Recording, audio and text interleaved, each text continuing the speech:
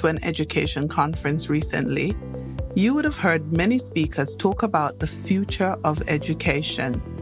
Many articles have been written on this topic. But what if I told you that the future of education is now? On this episode of the Teach Middle East podcast, I speak to Christopher Pommerening about rethinking education and how we can serve our students now. Because now is the future that we speak so fondly of. Listen to this episode to learn about the work being done by Learnlife in transforming education now through its learning hubs and many other initiatives. Let's dive in. You are listening to the Teach Middle East podcast, connecting, developing, and empowering educators. So we're going to jump in. Let's start with your introduction of yourself, just a brief intro. Perfect. Okay. So thank you, Liza, for your kind invitation. My name is Christopher Pommerening, and it sounds already not very Spanish. So I'm actually from Germany originally, from a wonderful city called Hamburg. It is in the north of Germany, and unfortunately a bit wet at times. So that's how I decided to do my university studies in London, which is also quite wet at times, but a beautiful place for, exploring the world, many cultures. So it was an amazing time. And in my third year of education, of university studies, I actually went to Barcelona to really absorb sunshine.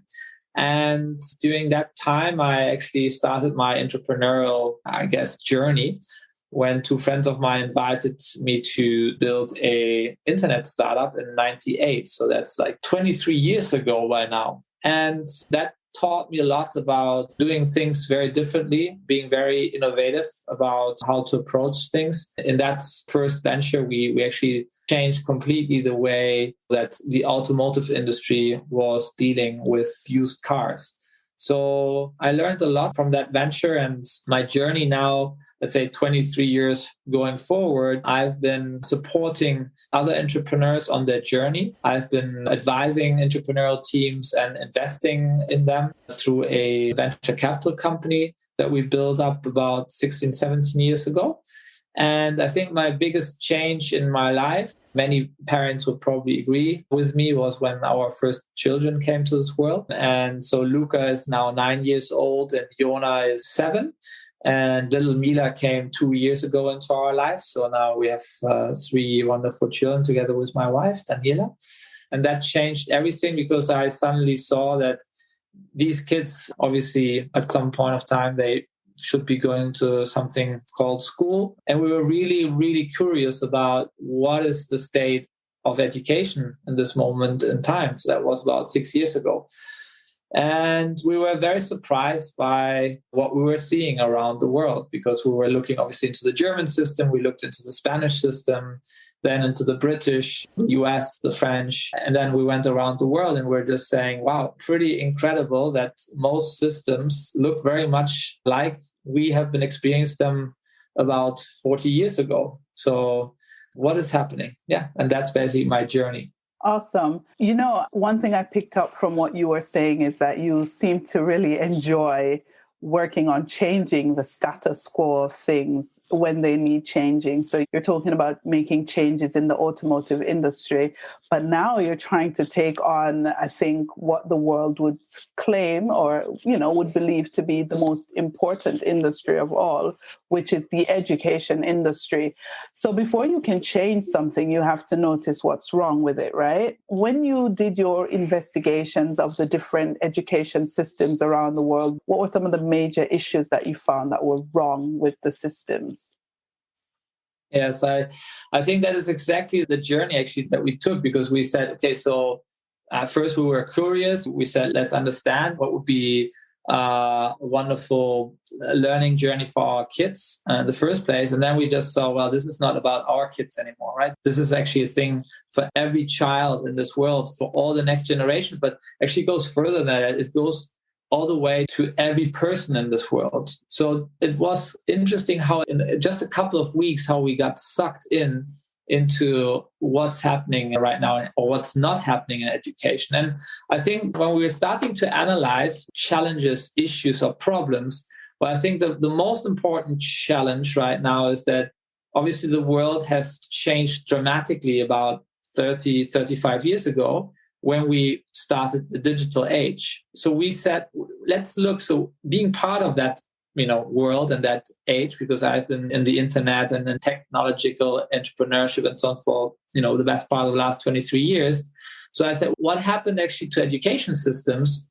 Why didn't they shift it, or why didn't they see what was happening in our world and how it changed? And it became very obvious that we always speak about education system, but who's responsible for education systems, right?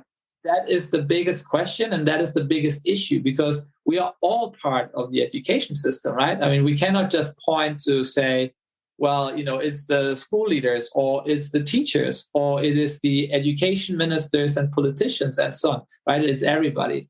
So who do you point out to say, now, you just have to revamp the whole system within 2 years, because, by the way, our entire world has changed like that. So, well, I guess that brings us to the next topic, and that is, education related, but it could be related to any system in the world, and that is how our political systems are structured. And unfortunately, if you go around the world, political systems are changing every 4 years, and you go into the elections and so on and so on. That obviously doesn't happen in some other governments or governmental countries, but let's say for the democratic world, that at least is the reality. And the problem is that you can never build a long-term vision if you are in short-term structures. So that is already like one of the biggest issues. We cannot expect a system to self-evolve or completely, reimagine itself if nobody really has the time for that, because you are not able to build these enormous visions, right? So that was one of the main topics. And I think related to this is over time, so if we're now 30, 40 years in already this stagnated moment, obviously what happens on the flip side is that the relationships of the stakeholders, so be it the learners, be it the parents, be it the teachers, be it the education leaders or the politicians, they all start to finger point to each other. So who is kind of the nobody person. is doing anything, basically. And everybody is, somehow a little bit stuck in their own worlds. And the relationship becomes more toxic by the minutes. And that is probably today one of the biggest problems. So, who's creating the vision and who's taking the responsibility and who's actually trying to make, again, positive relationships happening. Because right now, I think, especially our kids, they're more and more in an environment where it gets so frustrated and they get frustrated because everything around them is just like, not knowing what should be done next. And I think those two things are fundamental going forward. So when you look at, for example, Spain, let's use Spain since that's where you are right now.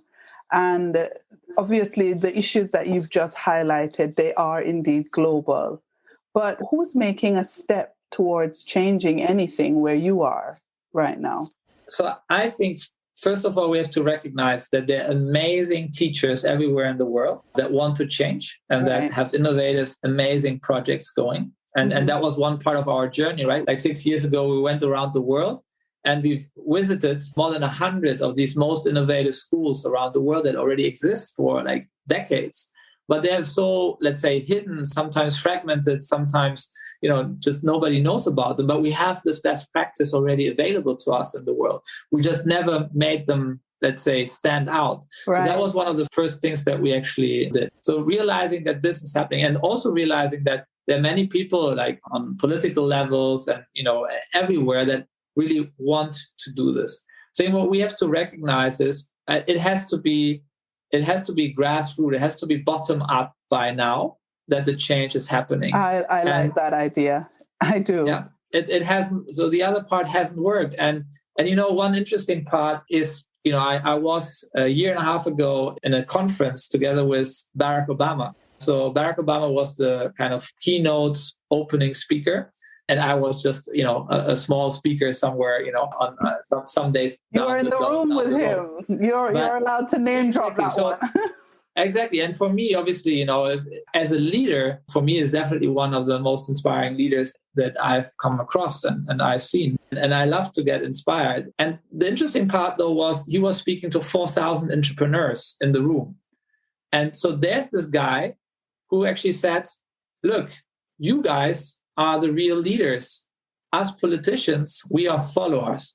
And that being said by this person, just opened my eyes. So it's really about, look, I mean, there needs to be entrepreneurial change leaders, whether it's education leaders, teachers, whoever, or general public, parents, that are going to take this mission into their hearts and into their actions, and they are going to push this forward. And that, for me, made then all the sense. What we started 6 years ago is that it needs to be a grassroots movement connected all around the world, that is starting this movement and that finds a tribe of learning innovators around the world, and that just makes change happen and doesn't wait anymore for whoever to make it happen from the system. So I have a question for you. In your sojourn, obviously, through these different countries and looking at their education systems, can you highlight for me maybe one or two really innovative things that you have seen happening? And we're going to talk about Learnlife, but I want to know maybe a snippet of what you saw on that sojourn. Yeah, so, I mean, amazing school projects in any part of the world, right? There is no developed country versus least developed country approach or whatever. There are amazing projects all around. I mean, many people have heard about, I guess, the Riverside School in India, which was developed close to slums. And Kiran Bersati, I mean, she was the starter of the whole movement of challenge-based learning, right? Bringing in the challenge from the community into the school. I mean, you have obviously the nature-based Green School of Bali. Many people have heard about that, right? I mean, a school in the middle of the jungle of Bali, based out of bamboo. It's all recycled, all nature-based and so on. So very concretely for that aspect. Obviously, the whole world is speaking about project-based learning. So you go to the high-tech high school in California, in the US. You can go to, blended learning, amazing schools in Iceland, in Reykjavik, and so on and so on. So you have Finland, phenomenon-based learning. So amazing schools, very different methodologies and models. And what we learned out of it is that today there are 27 modern learning methodologies that already are showcased and represented by wonderful school projects around the world, but nobody has ever aggregated them. Nobody has ever put them into, let's say, one matrix and says, so why do we all have to always just elect the next methodology is one, and there's project-based learning or place-based learning or challenge-based learning? Why does it have to be we're coming from one box and we are just going into the next box? Why can we not say there's a universe of best practice methodologies, and every future teacher or learning guide has actually this backpack of resources and basically sees learners and understand what is actually the best combination of methodologies for each individual learner to thrive for life. And that's one of the base parts that came out of that research. That is fascinating stuff. It is interesting, though. There has been no aggregation of that kind of best practice, not to my knowledge. And I try to stay as up to date as I can on what's happening globally in education. And I have not come across a place prior to learning about Learnlife and what you guys are trying to do there. But really, even a place online that houses all these different methodologies and their impact and effectiveness, I haven't come across. So if our listeners have come across something, maybe they can make us aware of it. But that leads me nicely into Learnlife and the philosophy behind it. We kind of have an idea how you came about the idea, looking for an education system that suited your own children. But give us some background on Learnlife and what your objectives are for such a project. Yeah, and I guess it's a good bridge for what you're just saying. So, I mean, I was looking for exactly that. Where is this project in the world that has already aggregated all the best practices? Because from my learning from innovating companies for whatever, disrupting industries, whatever you want to call it, the first starting point was always look out there, what exists, and aggregate, gather everything that exists, and make a matrix so that you do not reinvent the wheel of what's already existing there. Why should we just think of our own ideas if they're amazing ideas that already exist? So we basically looked for everything that is best practice today, but we even went back and we said, okay, there's Montessori, there's Rudolf Steiner, there's Reggio Emilio, and all these amazing thought leaders 100 years back. So there must be also very interesting elements in there that still are relevant today in these times. So we basically put everything together that was relevant today to a learner that needs to live in a world that is constantly changing and that is very unknown going forward into the future. And then we said, okay, so we have this best practice, but how about if we find now evidence? Because we always knew the next big question that everybody will ask in this world that we have created is, where's the statistic that proves, or where's the academic background that whatever. So we said, okay, we need to find research reports that say project-based learning or place-based learning or whatever is 32% more engaging than a normal subject classroom learning in the normal world. So I think we came about 650 research reports in the world, and we basically, gathered all the data so to put the evidence behind this new paradigm. And then on top of that, we said, and now let's engage thought leaders around the world that everybody is listening to because of their TED Talks or because of their books, and also invite them to co-create the future paradigm so that the relevance of what we are doing is not just like Christopher is saying this or Stephen is saying that, but it's actually hundreds of people from around the world that all are co-designing, collaborating in the future of learning. And that is basically how the project of Learnlife, how it has evolved, how it has been created in the mindset of co-creation, crowdstorming. So, everybody together to build something meaningful for the future. Crowdstorming, very, very more tech kind of language and ethos coming into education. I have to tell you, education over the years has been slower than the other industries in innovating and in transforming. But I think that we're on the cusp of something. COVID, obviously, and just the world, just factors globally. They're pushing education to innovate, whether it wants to or not. It simply has to keep up with the needs and demands and to actually help the students to be fit for the life that they're about to lead, or even the life that they're currently leading, because we kind of always talk about future, but really it's right now. Everything that's happening is right now. So tell me about Learnlife now. What does it look like now? So I guess since I'm an entrepreneur at heart, for me, I always need this hands-on approach, something that I can touch. So when we started to design the paradigm, and now this universe of 21 learning innovation elements that everybody can have access to, so it's open access, open standard, every person can, tap into it. We said, well, but it's again just a theory if we don't make it real. So I said, we need to actually get learners in the center point, and we need to build a white space, a learning hub where the new paradigm actually can live, where it can actually be validated, where the world can actually experience it, explore it. So that's when about 3 years ago in Barcelona, we took on a 1,200 square meter first pilot space. And we did exactly that. We put the first pioneer families in the center point with education experts around them, with mentors, with people from all kinds of parts of the spectrum of society.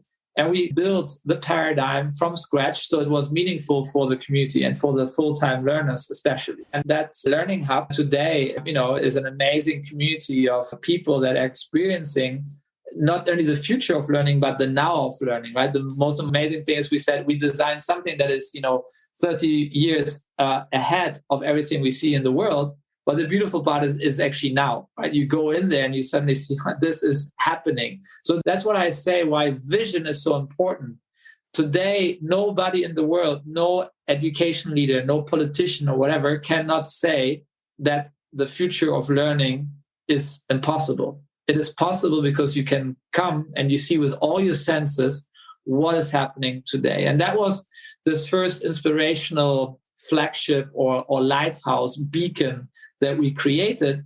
And to be honest, in the beginning, we thought this is just what we have to do to showcase, to pilot, to validate what is possible.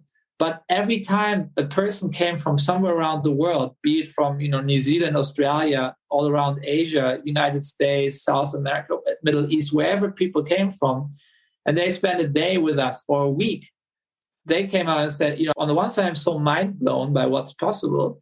But on the other side, I need to take this to my city, to my region, to my country, and I need to create a learning hub by myself for my society, because it's the only way that everybody understands that something completely different is possible.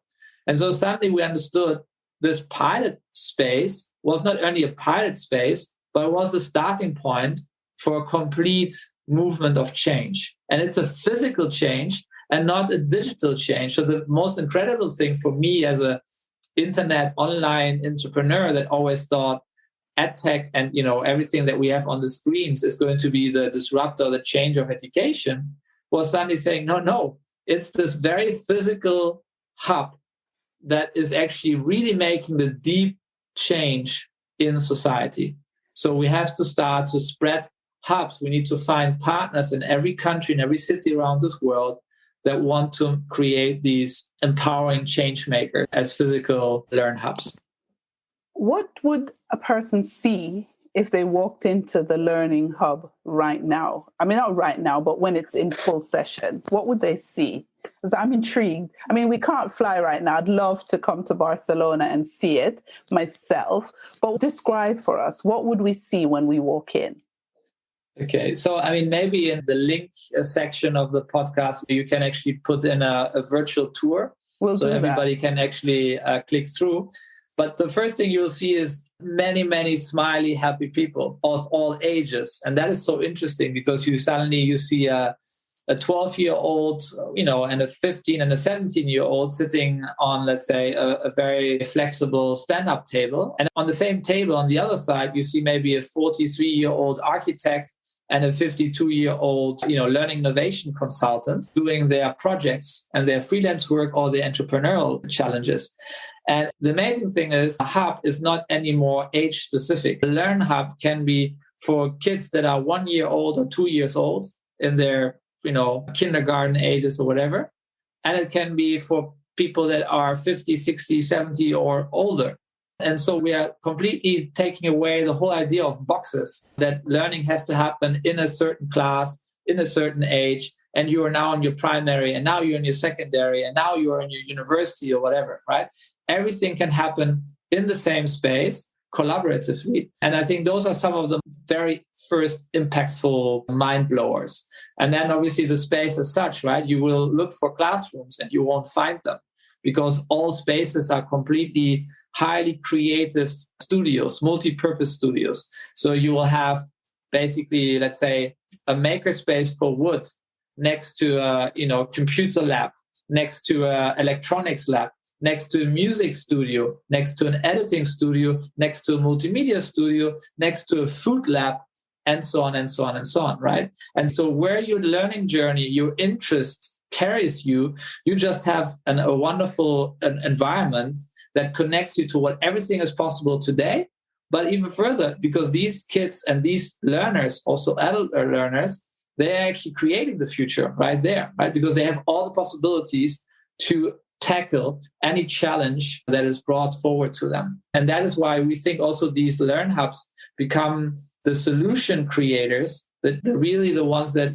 that help regional or local communities or the bigger problems to come up with solutions. And so imagine a network of thousands and thousands of Learn Hubs around the world that are all connected together to build the solutions for our big challenges in the world. So I'm intrigued, and I would really, really love to actually see one. I know you kind of touched on this a little bit, but what do you see as the future? I know you want to see a global network of Learn Hubs, but where does it start, and what does the end goal look like? What's the end goal? Yeah, so it starts on the entrepreneurial side, let's say on the private side. Well, why? Because we explained before, it's the people that are actually able to make right now the change happening. So that means that there are entrepreneurial groups right now. So I think we have a list of more than 70 interested groups around the world that want to build Learn Hubs right now in different cities and countries. And most of them are entrepreneurial groups, school groups, so school leaders that definitely have seen that there is a need for an innovation center kind of thing in their school where they can actually showcase the future of learning, foundations, and eventually governments. We think that governments, again, will be more in, let's say, coming in the next 3 to 5 years. But actually today we already have 5 different regional governments from around the world that are interested in building Learn Hubs on a public level. And that's actually the ultimate goal. Why are we starting on the entrepreneurial level? Because these people are the fast movers. They are the ones that, take action today. Or school groups, especially private school groups, because they all know that, the parents ask them, so what is going to be your offering to the new world that we have around us? So they need to come up with an answer. And for them, the Learn Hub model is so well defined and such a clear strategy that for them, it's a very simple way forward. But governments know that they have to propose innovation. And that's, where the whole journey goes. Because obviously our idea is to empower every child or every learner in the world and not just stick with, let's say, some people that are able to afford it or that are entrepreneurial and so on, right? The whole idea is to go to every part of the world, especially obviously to the public part, and that this project and this strategy is embraced especially by the public authorities. That is fantastic. I really enjoyed our talk. I know that a lot of people will want to learn more about Learnlife, and they'll want to learn more about what the Learning Hub looks like and maybe even see how they can become a part of it. So I'm going to link all of Chris's details and possibly a link to the Learnlife website in the show notes. But is there anything else you'd like to share with our audience? Yes, because I think what we said, it's grassroots. And in the last 8 weeks, we came up with a concept. And so we haven't really publicly talked about it because it's really still in the making, but it's so much demanded already that I want to explain it, because it's every parent could propose this project to their school anywhere in the world. And the concept of it is, so from Learn Hubs, let's say the smallest possible version is what we call a hubling. So it's like a baby hub, like a mini hub. And so you could go to your school and you can propose, if there is a room available, one classroom that is basically an old lab or an old computer room or whatever. This space, this classroom, these 60 square meters or 70 square meters can be converted within 8 weeks of time into a hubling. And this room will look so distinct to any other classroom because of the equipment. It's fully digital empowered. It has a lot of manually creative material possibilities. It has a furniture setup that is completely distinct to anything in the school. And then kids can come at least once a week or once every 2 weeks or once a month into this hubling and experience during 2 hours a learning journey that is to themselves, to their own interest, on completely new learning experiences with a completely new setup. So within their own school, they suddenly can touch the present and the future in a new learning culture, and it will help the teachers to be trained as well to completely think differently. So it is the way that every school in the world can actually start a change process of today. So that is my very concrete example, how every parent can start the conversation in their school to basically integrate a hubling and get started. How do they learn more about the hubling? I hope that there is by today or I hope in the last couple of days, there's a website that was launched to explain the whole process of how you can actually engage with building up hublings and hubs. So again, I will probably pass you the link and then people can just connect directly with it. Brilliant. Thank you so much for a very insightful look into what education could be today. And we wanted to call this rethinking education for the future. But the fact is, we really need to rethink education for right now, for today, because the future that we all talk about in very dreamy terms is right now. It's happening now. And so we need to be thinking about what we're doing right now to ensure that our students are getting the very best experience. Thank you so much, Chris. I will link all your links in the show notes for people who want to get in touch with you and learn more. It's been a real pleasure. Thank you for the invitation. Thank you for listening to the Teach Middle East podcast. Visit our website, teachmiddleeast.com, and follow us on social media. The links are in the show notes.